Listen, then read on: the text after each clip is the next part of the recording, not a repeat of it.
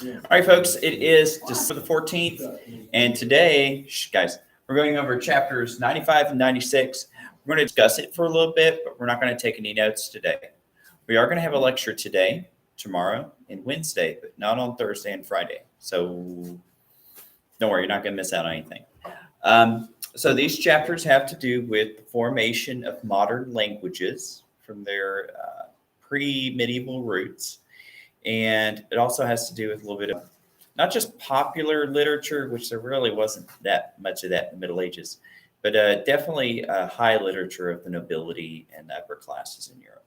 So I only have really one image for us today, and that is, as your book pointed out, Old English, especially before, like, say, the days of Chaucer, was based on kind of like, it was based more on kind of like, it had some Celtic roots, but it was mostly a Germanic language. And because of that, you see that their nouns could decline like Latin, but they had different rules to it. So, the nominative, whichever one's doing an action, it would just like keep the standard ending for the singular.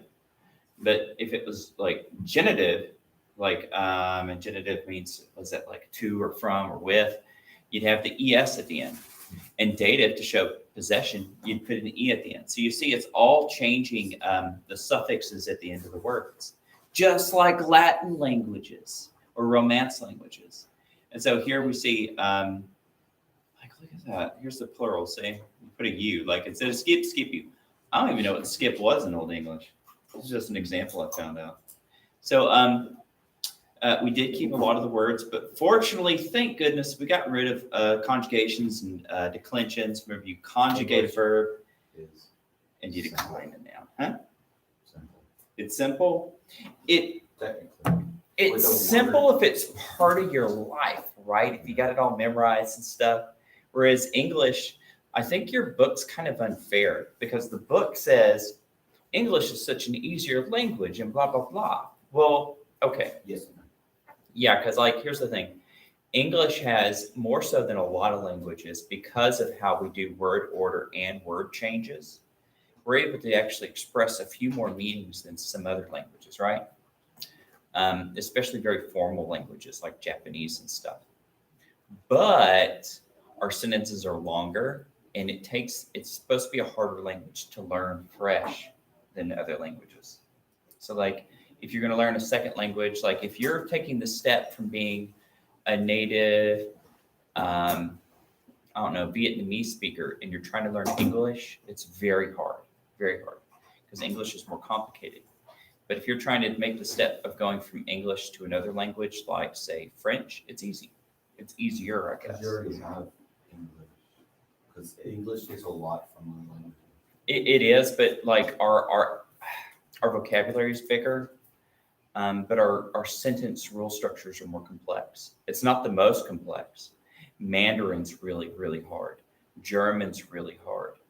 A lot of the Nordic languages, like Scandinavian, is super crazy hard. Like there's like Scandinavian can be so, and they can have so many dialects. You can have a person live on one side of town and not be able to understand something on the other side of town.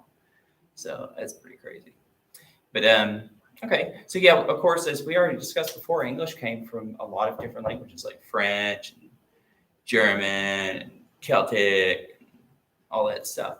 So, unfortunately, it kind of slimmed down a little bit for us, and now we have the English we have today. And your book's correct. If you read like straight prints from like the 1200s and stuff, you can read it. It's just the spelling's kind of funky, and you got a few words that we don't use very often, like the thous and the these and stuff like that, right?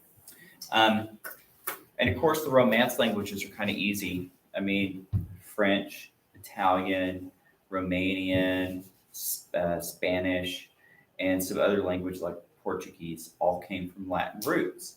But because they had been separated and in their own areas so long, they picked up their own languages. Think about like an accent that gets so strong it becomes another language. That's what happens over time. You could think about like, what if like a Bronx accent eventually becomes its own dialect and then language, or like like a Louisiana accent. Like there's some people in Louisiana who speak like Cajun, or not Cajun. What's the word I'm thinking of? Creole. Creole is essentially a mixture of French and English put together. A Creole language is when you put two languages together. You could have like a Creole German, you could have a Creole Italian if you just put the two languages together to make kind of like a Frankenstein monster. And that's kind of how they're made up over time. It's kind of cool because what you'll have is you'll have linguists, kind of like historians, Robert. What they'll do is they'll go through different texts and they'll do things like word counts and word analysis, and they'll do it across multiple sources to see how words change over time. And then they're able to kind of trace where they got their influences from and stuff like that. They can compare it to other languages. It's a really tough field, but a lot of ground was broken in that, especially in the 1800s. People like the Grimm's brothers and others like that were really into it. It was a really, really, really big field a couple hundred years ago. But we learned so much from them, we're able to kind of figure out where most languages come from. You get the unknowns. So what? And then you got the unknowns. The unknowns. Oh yeah. Like there's that one in northern Spain. There's one actually, and genetically and linguistically, those people are different from anybody else in Europe. Like completely different. What were they called? It's like I think I have to see. They even tried to secede from Spain and become their own country recently, but the Spanish government put them down. But they're very fiercely independent people. They were able to hold off like the Christian kings and the Muslim Moroccans from like taking over the area, and they managed to stay separate forever. Yeah, we're not sure where their language came from. They're not related to other Europeans. What are they called? I forgot, but it sounds weird. And of course, like you have like Welsh. Some people still speak Welsh in England, but it's a dying language, and that's a Celtic language, and it sounds very different from English. But yeah, moving on from there, it's going to be this period of the late Middle Ages. You're going to have nobles as they gain in wealth. Of course, people who have wealth want to be patrons of the arts. And really, one of the big arts that people really liked is they wanted to have entertainment in their courts. And so a noble or a king would invite traveling minstrels. And the minstrels would play music. They would invite circus performers, actors to put on plays. And so another thing that would happen is that often the songs of these minstrels would become books. And of course, you have that with, say, the stories of King Arthur and Robin Hood. They believe that especially King Arthur started out in France as a minstrel song for nobles to talk about like days of great chivalry and stuff like that.